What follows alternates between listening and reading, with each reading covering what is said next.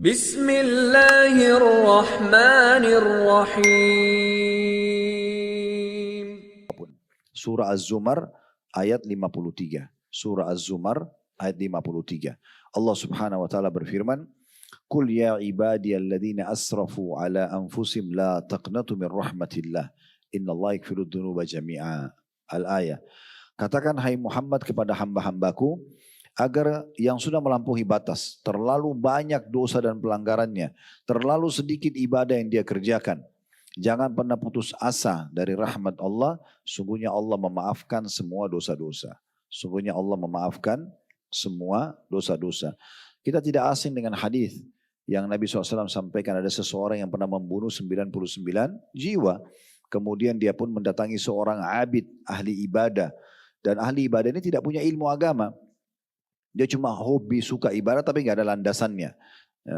Maka dia tanya sama orang ini, saya sudah membunuh 99 jiwa. Ada nggak solusinya? Saya masih bisa diampuni sama Allah nggak?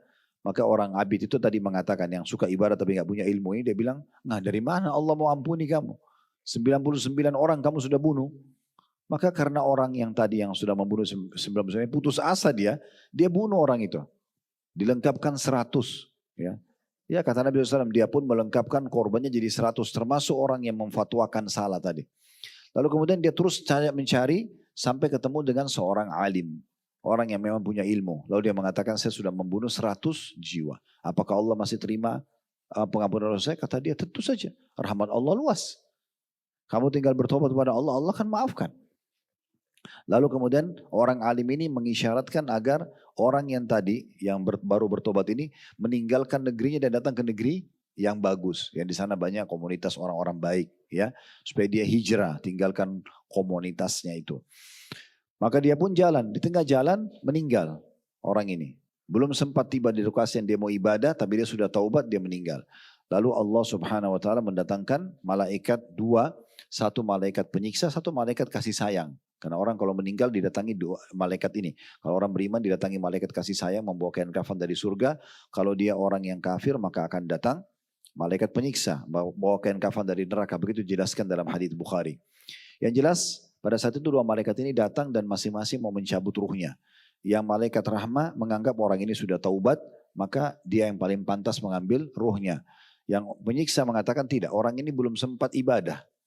Ya, walaupun dia niat taubat.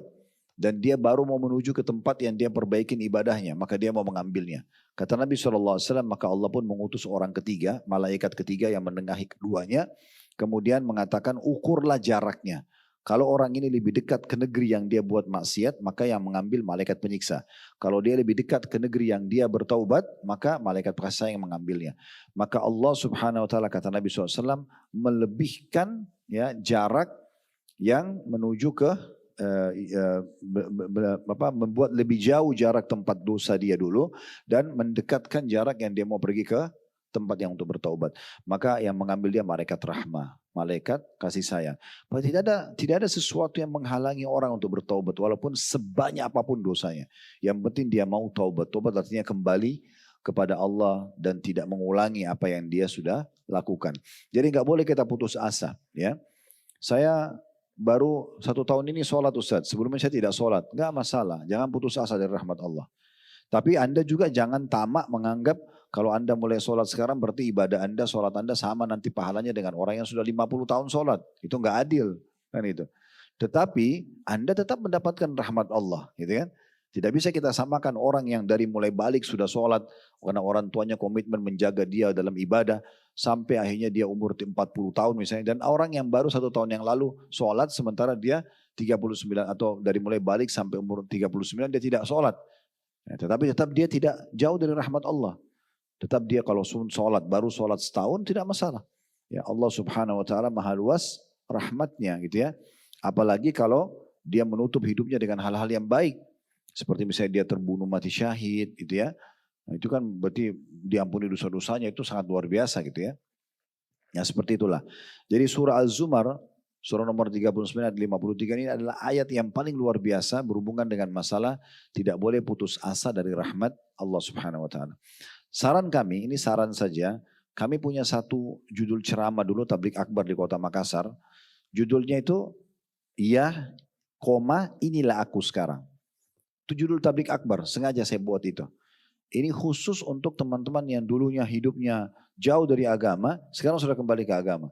Walaupun orang bilang, kamu so alim, dulu kan kamu begini. Iya, ini aku sekarang. Tidak apa-apa, jawab iya. Dulu saya belum paham.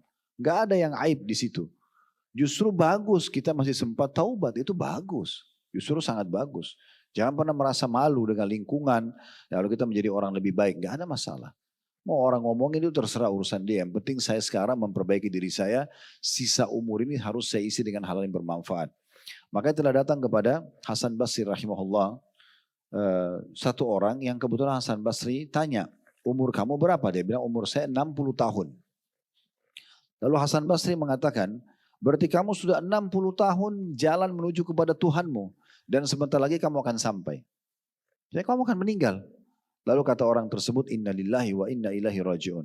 Kami milik Allah, kami akan kembali kepada Allah. Kata Hasan Basri, kamu tahu makna kata-katamu itu? Dia bilang iya, tapi tolong tambahkan informasi buat saya. Lalu kata Hasan Basri, maksudnya artinya tahu, kalau kami milik Allah, kami akan kembali kepada Allah. Tapi dia ingin tangkap mutiara ilmu apa nih yang mau disampaikan oleh Hasan Basri.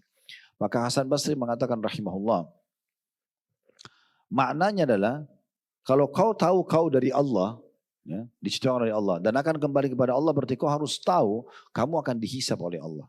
Semuanya akan ditanyakan oleh Allah subhanahu wa ta'ala. Maka orang ini mengatakan, kalau gitu mal amal, apa solusinya? Saya sudah terlanjur 60 tahun ini banyak dosa-dosa yang saya lakukan, kekurangan dalam ibadah, apa solusinya?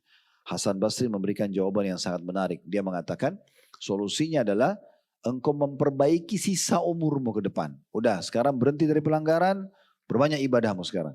Maka Allah akan maafkan masa lalumu. Dan Allah terima amal yang kau kerjakan sekarang. Tapi kalau kau masih buka pelanggaran-pelanggaran lagi, maka Allah akan menghukum kau yang kamu lakukan sekarang dan yang lalu-lalunya. Artinya apa? Kita mulai sekarang melihat ke depan. Ya, tidak ada putus asa terhadap rahmat Allah atau dari rahmat Allah subhanahu wa ta'ala. Ibnu Abbas radhiyallahu anhuma, sahabat Nabi yang mulia pernah berkata, "Anna rajulan qala ya Rasulullah mal kabair." Ada seseorang laki-laki datang dan bertanya kepada baginda Nabi SAW dan mengatakan, ya Rasulullah, apa itu dosa-dosa besar? Maksudnya yang Allah benci, yang Allah tidak suka. Maka Nabi SAW mengatakan, qal asyirku billah, ya, menyekutukan Allah. Banyak menyekutukan Allah itu seperti yang paling sering di Indonesia itu ada datang ke dukun, ya. Minta bantuan. Sekarang mereka ganti nama dengan orang pintar. Padahal ini orang-orang bodoh ini ya. Minta tolong sama jin, minta tolong sama ya syaitan-syaitan, ini semua syirik kepada Allah Subhanahu wa taala. Orang mukmin ada masalah, wudu di sejadahnya, mohon kepada Tuhannya Allah Subhanahu wa taala secara langsung tanpa ada butuh perantara sebenarnya gitu kan. Maka syirik ini adalah perbuatan yang sangat besar, yang paling Allah benci, tidak boleh. Dan dalam surah An-Nisa Allah ulangi 2 kali, innallaha la yaghfiru an yushraka bihi wa yaghfiru ma duna dzalika liman yasha. Allah tidak akan maafkan dosa syirik, menyekutukan Allah nanti di hari kiamat di timbangan amal, dan Allah masih bisa maafkan dosa-dosa yang lain. Maka hati-hati ya, pakai jimat tidak boleh teman-teman sekalian, apapun alasannya, susuk untuk kecantikan, pelaris barang-barang dagangan, semua ini tidak ada dalam Islam. Ya, hati-hati. Maka kita harus tinggalkan kesyirikan. Dan ini adalah bahasan tentu panjang lebar, saya tidak bahas sekarang. Karena yang kita ingin titik beratkan adalah teguran atau peringatan Nabi yang kedua. Setelah dosa besar syirik, beliau mengatakan, wal ya'su min rohillah, wal qanutu min rahmatillah. Dan yang kedua setelah syirik adalah seseorang ya, berputus asa dari pertolongan Allah. Seakan-akan Allah tidak akan tolong dia. Dan berputus asa dari rahmat Allah. Allah nggak akan kasih rezeki, Allah tidak akan kasih kesembuhan dan seterusnya. Ini termasuk dosa besar. Jadi putus asa itu adalah bukan hanya sekedar merusak kesabaran tadi yang kita bahas, tapi memang dia bagian dosa besar. Fahamilah teman-teman sekalian, Allah Ta'ala, Allah yang maha tinggi tidak akan membebankan kita di atas kemampuan kita. Tidak mungkin. Bapak Ibu kalau diuji sama Allah sesuatu, Allah tahu Bapak Ibu bisa lewatin. Bisa.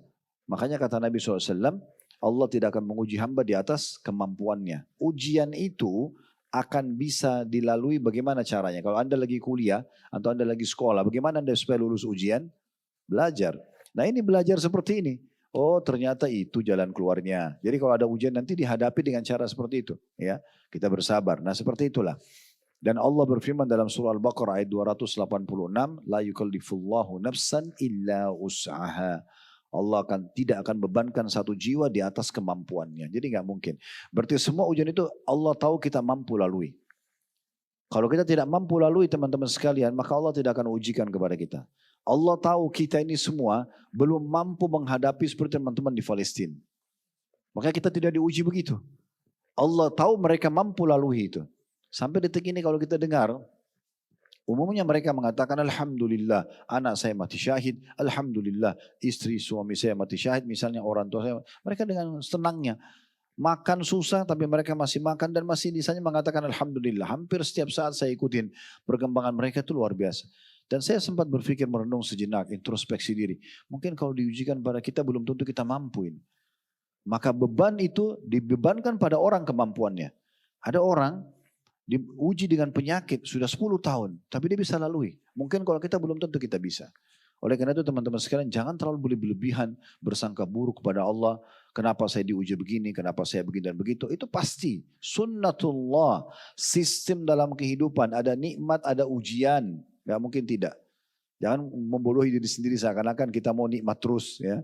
Makanya sudah dikasih perangkatnya, nikmat ada syukur, ujian ada bersabar. Dan ini yang sedang kita bahas masalah sabar. Satu buku ini semua bahas tentang sabar.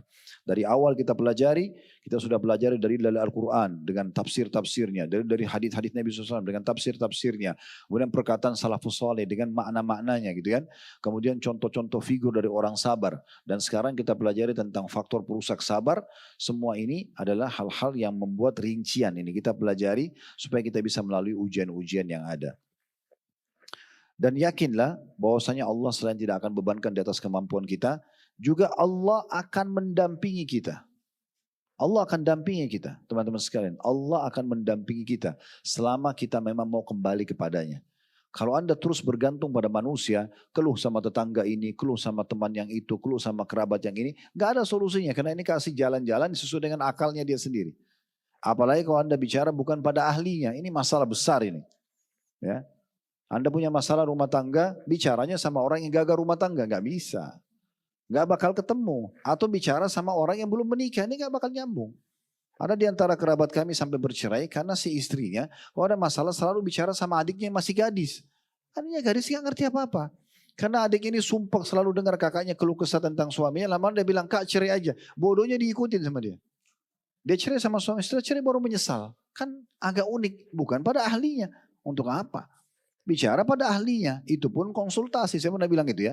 Beda konsultasi dengan curhat. Konsultasi, ini hukumnya apa? Apa solusinya? Itu konsultasi namanya. Ya, kalau curhat hanya kepada Sang Pencipta Allah itu yang paling tepat. Tuangkan semua di sejadah kita, tuangkan semua pada saat sujud, pada saat doa, tuangkan, bicara berdua sama Allah.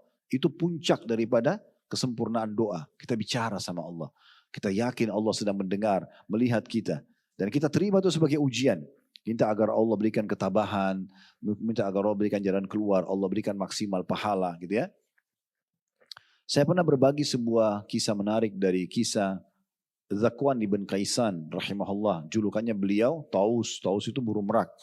Beliau bilang saya pernah haji, kemudian saya dengar ada orang berdoa di dekat Ka'bah, saya belum pernah dengar doa seindah itu gitu.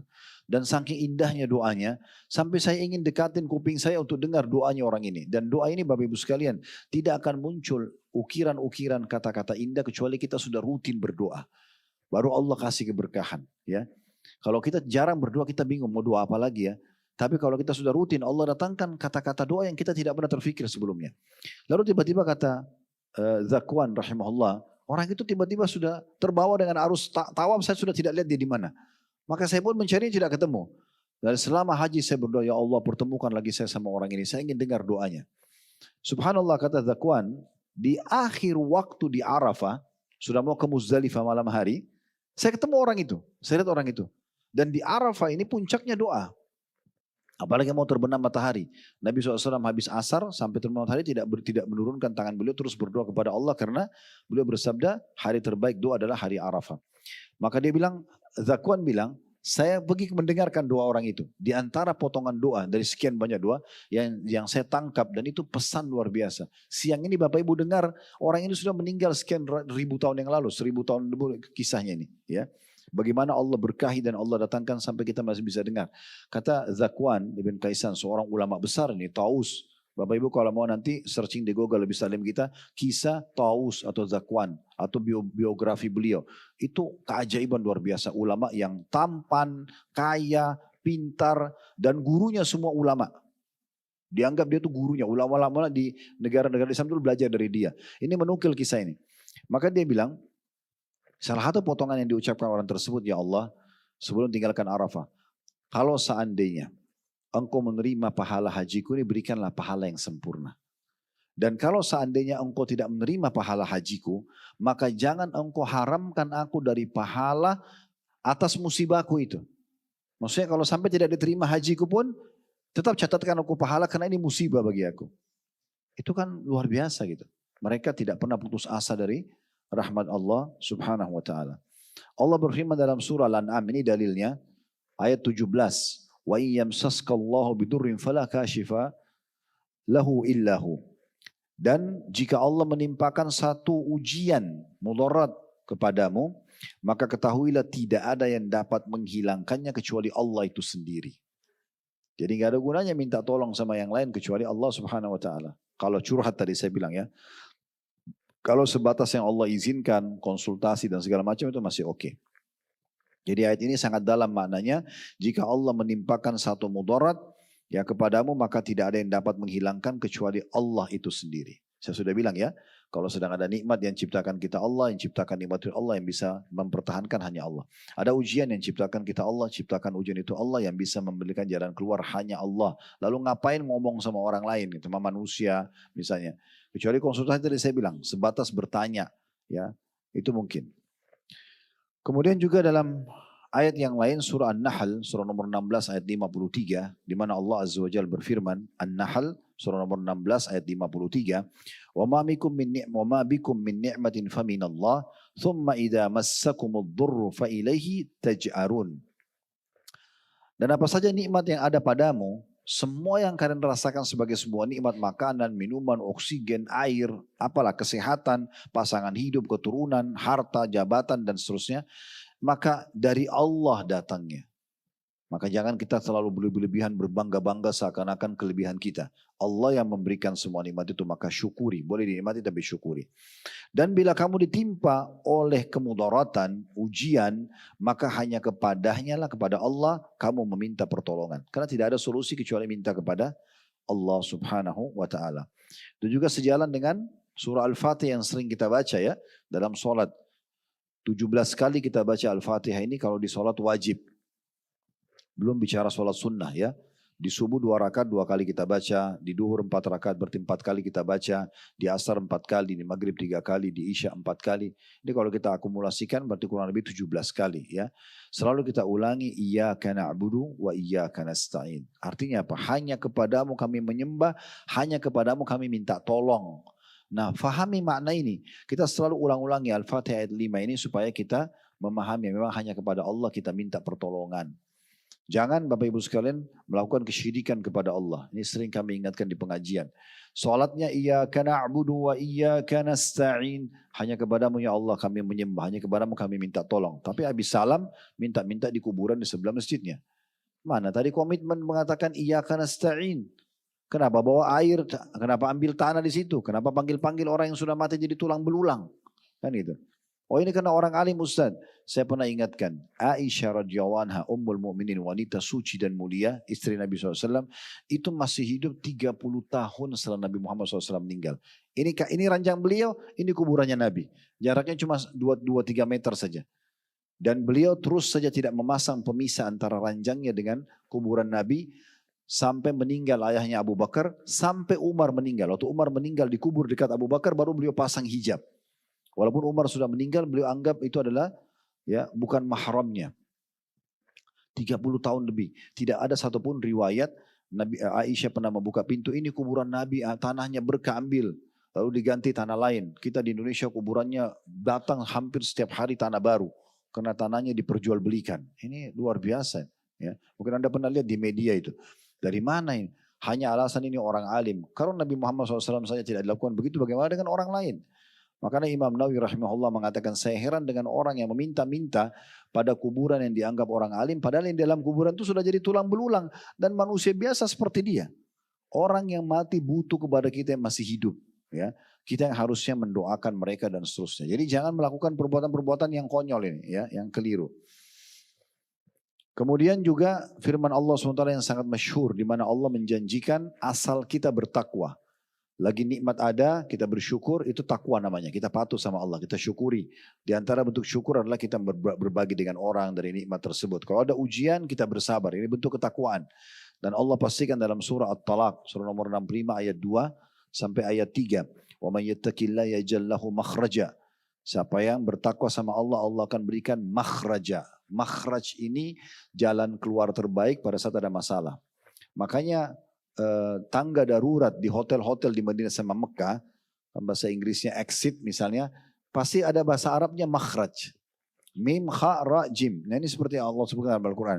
Itu maksudnya apa? Tangga darurat. Kalau ada lagi darurat, liftnya lagi mati, terjadi kebakaran, selamatkan diri dari situ. Itu Allah gunakan ya kosakata ini.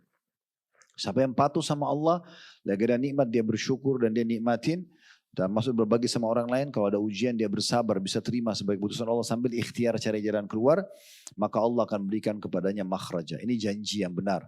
Kemudian ayat 3-nya wa yarzuqhu min haitsu la yahtasib. Dan Allah akan memberikan rezeki dari tempat yang tidak disangka-sangka. Tentu wa may yattaqillaha yaj'al makhraja ini di akhir ayat 2 ya. Karena ini bicara tentang perceraian sebenarnya. Surah At-Talaq itu surah nomor 65 ayat perceraian. Tapi di ayat 2-nya, di akhir ayat 2 Allah sebutkan tadi. Wa may yattaqillaha yaj'al lahu makhraja. Siapa yang bertakwa sama Allah, Allah akan berikan jalan keluar dalam hidupnya. Kemudian ayat 3-nya wa yarzuqhu min haitsu la yahtasib. Dan Allah akan berikan rezeki dari tempat tidak disangka-sangka. Ada seorang ulama namanya Ibnu Abil Izz Al-Hanafi rahimahullah berkata, faqad damina Allah lil muttaqina an yaj'al lahum makhraja mimma yadiqu 'alan nas. Allah Ta'ala telah menjamin bagi orang-orang yang bertakwa bahwasanya ia akan memberikan jalan keluar dari perkara yang menyulitkan dalam hubungan terhadap manusia. Wa an yarzuquhum min haitsu la yahtasibun, dan Allah akan berikan mereka rezeki dari tempat yang mereka tidak sangka-sangka. Fa idza lam yahsul dzalika dalla ala anna fit taqwati khalal atau khalala. Kalau itu tidak didapatkan berarti ada masalah dengan ketakwaannya. Berarti ada masalah dengan kepatuhan orang ini sama Allah. Karena janji Allah pasti benar. Asal bertakwa. Tadi nikmat dinikmati bersyukur, ujian kita bersabar. Lalu cari jalan keluarnya. Kalau kita itu namanya bertakwa. Kalau itu kita lakukan pasti makhraja. Pasti jalan keluar. Yang tidak temukan jalan keluar berarti ada khalal kata beliau. Ada masalah di ketakwaannya. Falyastaghfirullah wal yatubu ilaih. Maka solusi terbaik adalah dia segera beristighfar kepada Allah Subhanahu wa taala dan segera taubat. Segera taubat. Ada sebuah hadis juga yang menarik yang kita bisa singgung di sini teman-teman sekalian adalah hadis Abu Ayyub Al-Ansari radhiyallahu anhu, beliau mengatakan ana rajulan ja'ilan Nabi sallallahu alaihi wasallam faqal. Ada seorang laki-laki datang kepada Nabi SAW seraya mengatakan idni wa aujiz. Tolong berikan aku nasihat tapi ringkas ya Rasulullah. Ringkas, padat, mudah difahami. Wa fi riwayah alimni wa aujiz. Tolong ajarkan aku. Dalam riwayat lain, tolong ajarkan aku dan ringkaskan. Faqal alaihi salatu wassalam, maka Nabi SAW bersabda, idza kumta fi salatika fasalli salata muwadda'. Kalau kau sedang ingin mendirikan solat, sebentar kita solat asar, maka anggap itu solat perpisahanmu. Habis solat mati. Nah gitu. Supaya solatnya khusyuk. Ya. Ini Nabi SAW nasihati kepada orang ini. Dan beliau pun dalam riwayat lain kalau mau imam, biasanya beliau kadang-kadang, bukan setiap saat, tapi kadang-kadang mengatakan kepada makmumnya, selain sufufakum, luruskan dan rapatkan saf kalian, beliau mengatakan, sallu salatal muwadda', salatlah seperti salat perpisahan. Nasihat yang kedua, wala takallamu bikalamin ta'tadiru minhu gada. Dan jangan pernah kau ucapkan kata-kata yang nanti kau bisa minta maaf di hari akan datang.